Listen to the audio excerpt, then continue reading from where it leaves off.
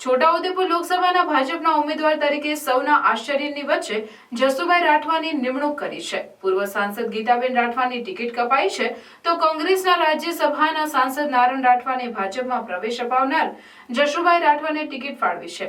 ત્યારે ખાસ કરીને સંગઠનનું ગ્રાઉન્ડ લેવલ પર કામ કરતા જસુભાઈને 10 વર્ષના લાંબા અંતરાલ ટિકિટ આપીને સૌને આશ્ચર્યચકિત કરી દીધા હતા।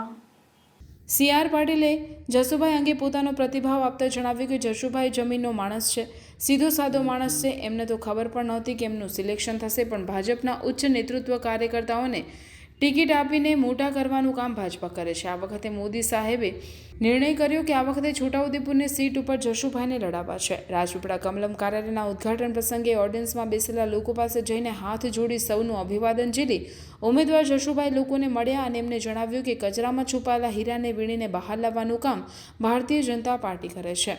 મને તો સપનામાં પણ ખબર નહોતી કે હું લોકસભા છોટાઉદેપુરનો ઉમેદવાર બનીશ। પાટીલ સાહેબે મારા નામની પસંદગી કરી છે, ત્યારે હું એમને ખાતરી આપું છું કે આ છોટાઉદેપુર લોકસભાનું કમળ 5 લાખથી વધુ મતોથી જીતીને નરેન્દ્રભાઈ મોદી સાહેબના ચરણોમાં પણ અર્પણ કરીશ એવો પાક્કો વિશ્વાસ આપ્યો હતો।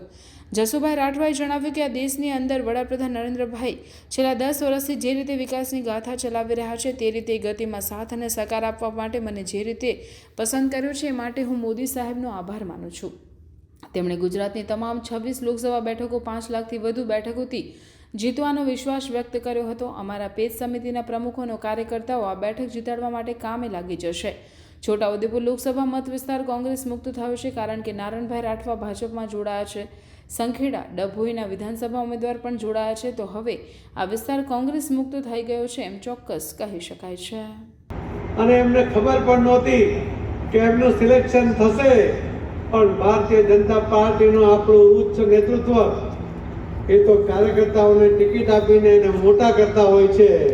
મોદી સાહેબે, અમિતભાઈ શાહ સાહેબે નિર્ણય કર્યો કે આપણે જસુભાઈને આ વખતે છોટાઉદેપુરથી લડાવીએ, અને જે રીતે આપ સૌનો રિસ્પોન્સ આવ્યો, જે રીતે આપ સૌએ આ નિર્ણયને વધાવ્યો, એના માટે હું આપ સૌને ખૂબ ખૂબ અભિનંદન આપું।